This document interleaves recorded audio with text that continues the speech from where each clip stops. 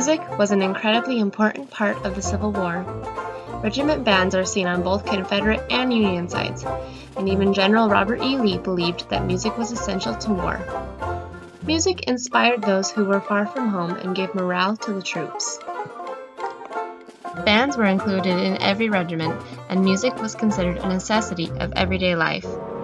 Music was included at the camps, during marches, and even battles.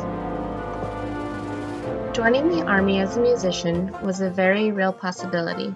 However, before long, it was thought that too many men enlisted as musicians instead of as infantry. Due to this, the number of musicians within a regiment was limited. There was only allowed one band per brigade. Let's explore the popular instruments of these bands.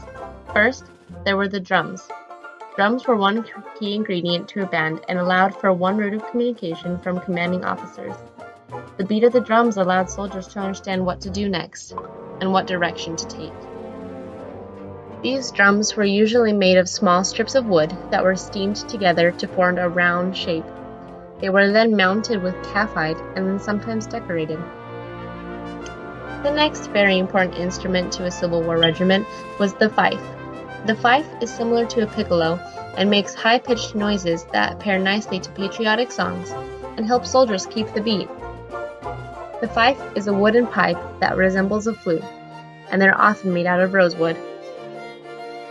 The last and most important instrument is the bugle. The bugle is just one member of the brass section, but the company bugler plays an invaluable part to the soldiers. Each bugler has a signature sound, and soldiers could distinguish their call from the other company's bugleman. The bugle has deep roots in history, it being a basic brass instrument. It is an instrument without valves or slides, and because of this simple design, it is very effective for cavalrymen to learn.